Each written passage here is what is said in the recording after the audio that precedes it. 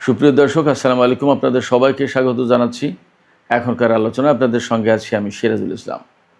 দর্শক, অনেকগুলো গুরুত্বপূর্ণ খবর আছে। তার ভিতরে সর্বপ্রথমেই বলবো, আমেরিকার টেক্সাসে একটি অ্যাপাচি হেলিকপ্টার বিধ্বস্ত হয়ে 2 পাইলট নিহত হয়েছে। এর আগেও গত কিছুদিনের ভেতরে আমেরিকার সামরিক বাহিনীর B-52 বোমারু বিমান থেকে শুরু করে বিভিন্ন ধরনের বিমান বা হেলিকপ্টার বিধ্বস্ত হয়েছে। এগুলো কি মার্কিন সামরিক বাহিনীর বিপর্যয়ের কোনো পূর্বাভাস কিনা? এদিকে ভারত মহাসাগরে মোতায়েন USS আব্রাহাম লিঙ্কনের পরিস্থিতি কিন্তু ক্রমেই মারাত্মক হয়ে উঠছে। সেখানে বেশ কয়েকজন নাবিক আত্মহত্যার চেষ্টা করেছেন। এরপরে এই জাহাজের পরিস্থিতি কি এখন, তা নিয়ে খোদ মার্কিন রাজনীতিতে তোলপাড় সৃষ্টি হয়েছে। আব্রাহাম লিঙ্কনের পরিবেশ কোন অবস্থায় আছে এ নিয়ে প্রশ্ন তুলেছেন 2 মার্কিন কংগ্রেসম্যান। আর একজন সিনেটর, প্রতিরক্ষামন্ত্রী বা যুদ্ধমন্ত্রী পিট হেগসেথ এবং ভারপ্রাপ্ত নৌবাহিনীর সচিব হাং কাউকে জবাবদিহির আওতায় আনার দাবি জানিয়েছেন। তাদেরকে জবাবদিহি করার কথা বলেছেন এই সিনেটর। এদিকে মার্কিন প্রেসিডেন্ট ডোনাল্ড ট্রাম্প দাবি করছেন হরমুজ প্রণালী তাদের কন্ট্রোলে আছে, পরিপূর্ণ কন্ট্রোলে আছে, হরমুজ প্রণালী উন্মুক্ত আছে এবং হরমুজ প্রণালী নিয়ন্ত্রণের কোনো অবস্থায় ইরান নেই। তাদের সামরিক বাহিনী নেই, নৌবাহিনী নেই, বিমান বাহিনী নেই এবং IRGCর কিছু লোক আছে, তাদেরকে ইরান সরকার বেতন দিতে পারছে না। ইরানের অর্থনৈতিক ভয়াবহ খারাপ, তারা একেবারে ধ্বংসের মুখে পড়েছে। এটা ডোনাল্ড ট্রাম্পের কথা। কিন্তু ইরানের বক্তব্য হচ্ছে হরমুজ প্রণালী বন্ধ আছে এবং এটা বন্ধই থাকবে যতক্ষণ পর্যন্ত না ইরানের শর্ত মানবে। এদিকে ইরাকের আকাশসীমা ব্যবহার করে প্রতিবেশীদের উপরে কেউ হামলা চালাতে পারবে না, এই ঘোষণা দিয়েছেন প্রধানমন্ত্রী আলী আল জাইদি। সুপ্রিয় দর্শক, আজকের ভিডিওতে আমি যে বিষয়গুলো বললাম এগুলো নিয়ে ছোট ছোট করে আলোচনা করব। আশা করি আপনারা শেষ পর্যন্ত সঙ্গে থাকবেন এবং ভিডিও ভালো লাগবে। ভিডিও যদি আপনারা পছন্দ করেন, যদি ভালো লাগে, তাহলে লাইক, কমেন্ট, শেয়ার করবেন এবং চ্যানেলটি সাবস্ক্রাইব করে সঙ্গেই থাকবেন। দর্শক, আজ 13ই আগস্ট বৃহস্পতিবার, আপনাদের সাথে আছি আমি সিরাজুল ইসলাম। চলুন আমরা বিস্তারিত আলোচনা করি। প্রথম যে আলোচনা সেটা হচ্ছে টেক্সাসের মধ্যাঞ্চলে সালাডো এলাকায় আমেরিকার একটি সর্বাধুনিক এবং সবচেয়ে উন্নত মানের অ্যাটাক হেলিকপ্টার AH-64 অ্যাপাচি, এই মডেলের একটি হেলিকপ্টার ধ্বংস হয়েছে, বিধ্বস্ত হয়েছে। হেলিকপ্টারটি কোথা থেকে কোথায় যাচ্ছিল এবং কেন, কি বিষয়, কিচ্ছু বিস্তারিত জানা যায়নি। এটা জাস্ট বাংলাদেশ টাইম গত রাতের 12:30টার দিকের ঘটনা। এই হেলিকপ্টারটি কিন্তু বেশ অনেক বড় হেলিকপ্টার। একটা হেলিকপ্টারেই একসাথে বহন করা যায় 16টি হেলফায়ার মিসাইল, 76টি রকেট এবং 30 মিলিমিটার সাইজের 1200 গুলি। আপনারা চিন্তা করেন তাহলে এই সমস্ত সরঞ্জাম বহন করতে হলে হেলিকপ্টারটির সাইজ কেমন হয়। এই হেলিকপ্টারে ছিল 2 জন পাইলট, 2 জনই মারা গেছে। শুধু তাই না, এই হেলিকপ্টারটি যখন বিধ্বস্ত হয়ে একটা মাঠের ভেতরে পড়ে, সেখানে ভয়াবহ রকমের আগুন ধরে যায় এবং এই আগুন থেকে 100 একর জমি পুড়ে গেছে। 100 একর। একটা হেলিকপ্টার বিধ্বস্ত হয়ে লাগা আগুন থেকে 100 একরে জমি পুড়ে গেছে এবং দুর্ঘটনার প্রায় 5-6 ঘন্টা পরেও আগুন 45% নিয়ন্ত্রণে এনেছিল।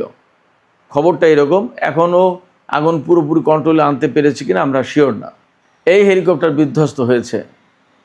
এরকম 2-1টা হেলিকপ্টার বিধ্বস্ত হওয়াটা খুব একটা অস্বাভাবিক কিছু ব্যাপার তা কিন্তু না। কিন্তু প্রশ্ন আসছে যেখানে, সেটা হচ্ছে যে কিছুদিন আগে মার্কিন B-52 বোমারু বিমান ধ্বংস হয়েছে এবং আজকে এই হেলিকপ্টার বিধ্বস্ত হলো। এর ভেতরে আরও বেশ কিছু ঘটনা আছে। তাতে একটা সন্দেহ যথেষ্ট মাথাচাড়া দিয়ে উঠছে, যথেষ্ট জোরালো হচ্ছে যে এই যুদ্ধের পরে কিন্তু মার্কিন বাহিনীর, বিশেষ করে বিমান বাহিনীর বিভিন্ন সেকশানে একের পর এক নানা রকমের সংকট, এই ধরনের বিধ্বস্তের ঘটনা অনেক কিছু ঘটছে। এ থেকে সন্দেহ হচ্ছে যে ইরান যুদ্ধের পরে কি এমন কোনো জটিলতার ভেতরে মার্কিন সামরিক বাহিনী পড়েছে কিনা, যার প্রেক্ষাপটে মার্কিন সামরিক বাহিনীতে, বিশেষ করে বিমান বাহিনীতে এই ধরনের বিমান বা হেলিকপ্টার দুর্ঘটনার প্রবণতা বা সংখ্যা একের পর এক বেড়েই চলেছে।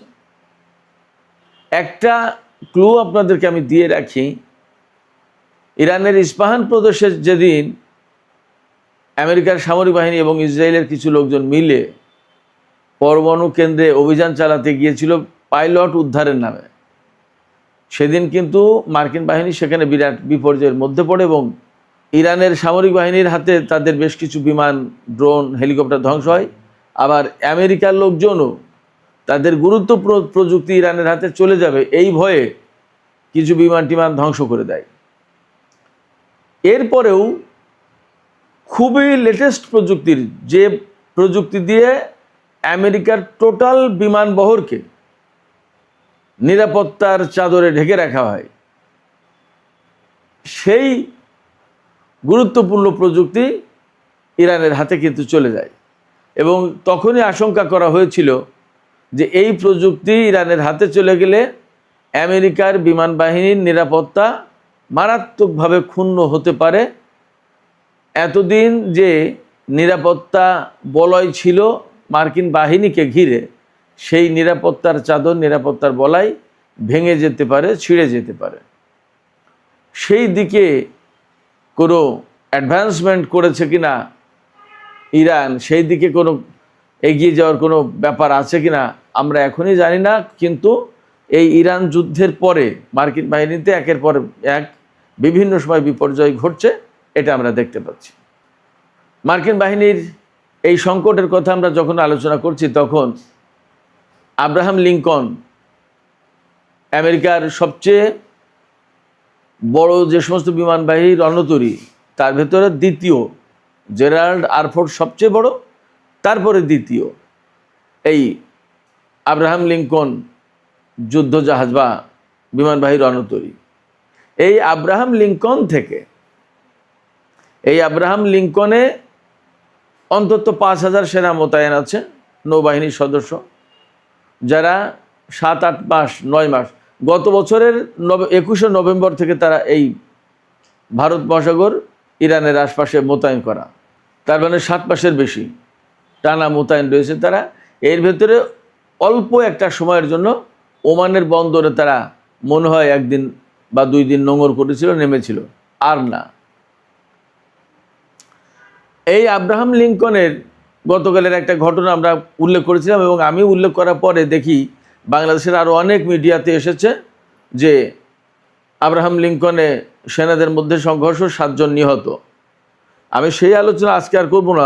আজকে যে আলোচনা গুরুত্বপূর্ণ সেটি হচ্ছে যে বিভিন্ন রিপোর্টে এসছে, খোদ মার্কিন গণমাধ্যমে এসছে যে আব্রাহাম লিঙ্কনে বহু সংখ্যক নাবিক তারা মানসিক সমস্যায় ভুগছে, তাদের মানসিক স্বাস্থ্য সংকটের মধ্যে পড়েছে, তাদের মানসিক স্বাস্থ্য নিয়ে সমস্যা দেখা দিয়েছে। অনেকেই জাহাজের উপরে উঠে লাফিয়ে সাগরে পড়তে চায়, আত্মহত্যা করতে চায়, মরে যেতে চায়। কেন? অনেকগুলো কারণ। তার একটা বড় প্রতিবাদ হচ্ছে তাদের যে এত দীর্ঘ সময় তো তাদের মোতায়েন থাকার কথা না, কেন তারা মোতায়েন আছে? 1। 2 হচ্ছে যে জাহাজে খাবার দাবার খুবই কম সরবরাহ করা হচ্ছে, তাদের অভিযোগ, এরকম রিপোর্ট ছড়িয়েছে।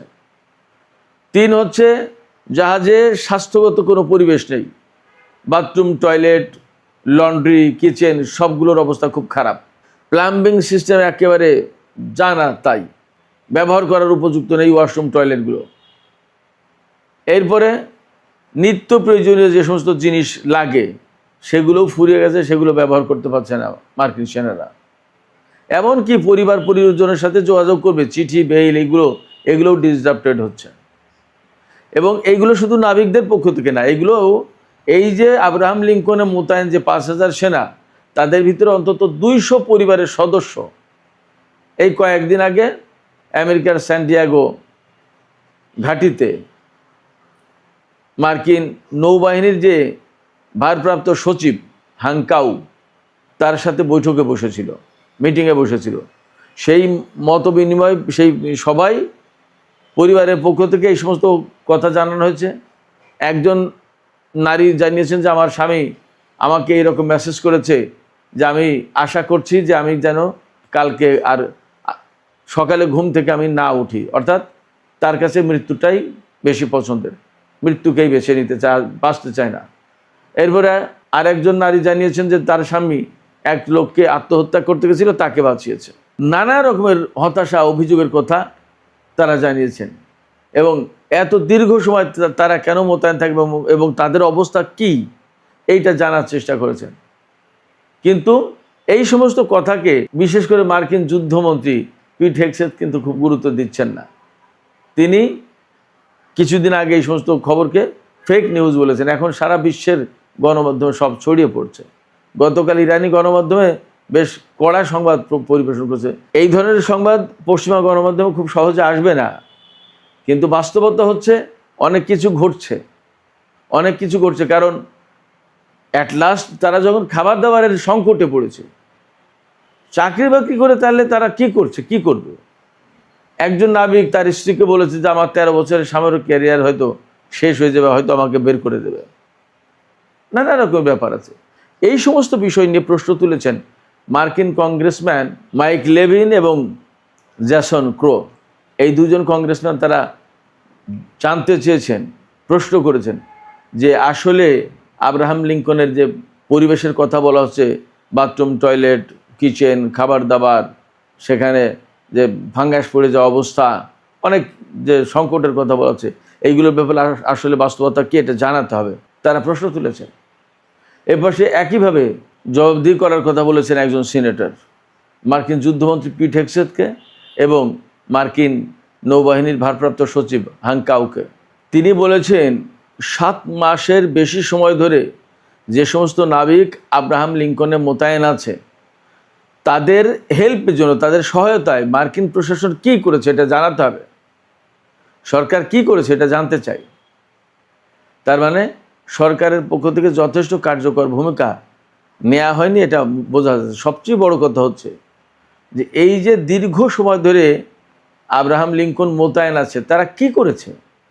এবং এখন কিন্তু দিন দিন ঝুঁকির মুখে পড়ছে বেশি এই সমস্ত যুদ্ধজাহাজ। কারণ হচ্ছে মধ্যপ্রাচ্যে মার্কিন বিমান বাহিনীর ঘাঁটি বা সামরিক বাহিনীর ঘাঁটিগুলো ধ্বংস হয়ে গেছে প্রায়। এই অবস্থায় পারস্য উপসাগরের ধারে কাছে, ওমান উপসাগরে বা আরব সাগরে বা ভারত মহাসাগরে ইরানের রেঞ্জের ভেতরে যে সমস্ত জাহাজ আছে সেগুলো প্রত্যেকটা মারাত্মক ঝুঁকির মধ্যে আছে। এবং ইরানের সামরিক বাহিনীর পক্ষ থেকে কিন্তু কয়েকদিন আগে ঘোষণা করা হয়েছে যে আমরা মার্কিন নৌবাহিনীর বিরুদ্ধে যুদ্ধের একদম 0 আওয়ারের কাছাকাছি, যে কোনো সময় হয়তো বড় রকমের যুদ্ধ শুরু হয়ে যাবে। এবং মার্কিন প্রেসিডেন্ট ডোনাল্ড ট্রাম্প ঘোষণা দিচ্ছেন কি, তিনি তো আসলে কি বলবো, অনেকটা কল্পনা জগতেও থাকেন হয়তোবা। তিনি বলেছেন হরমুজ প্রণালী আমেরিকার নিয়ন্ত্রণে আছে এবং হরমুজ প্রণালী সম্পূর্ণভাবে খোলা আছে, তেলের প্রবাহের কোনো সমস্যা নেই।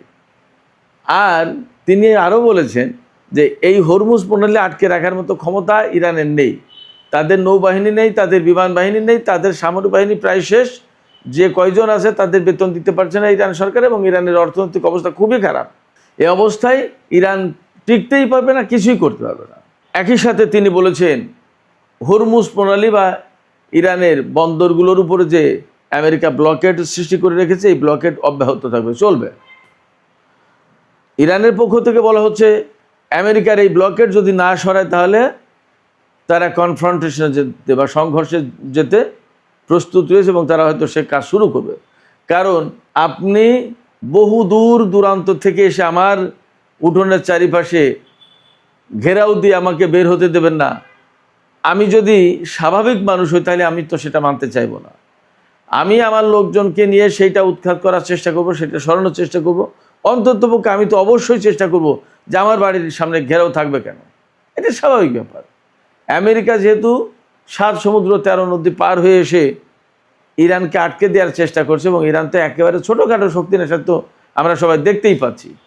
এই অবস্থায় ইরানকে যদি তারা ব্লকেট করে রাখার চেষ্টা করে, অবরুদ্ধ করে রাখার চেষ্টা করে, তাহলে ইরান হয়তো ফাইনালি তাদের বিরুদ্ধে বড় রকমের লড়াই শুরু করবে এবং এই সমস্ত জাহাজ, এই আব্রাহাম লিঙ্কন থেকে শুরু করে অনেকগুলো জাহাজ প্রচণ্ড ঝুঁকির মুখে পড়বে, এখানে নাবিকদের জীবন হুমকির মুখে পড়বে, ঝুঁকির মুখে পড়বে, এমন কথা মোটামুটিভাবে বিশ্লেষণ থেকে বলা যায়।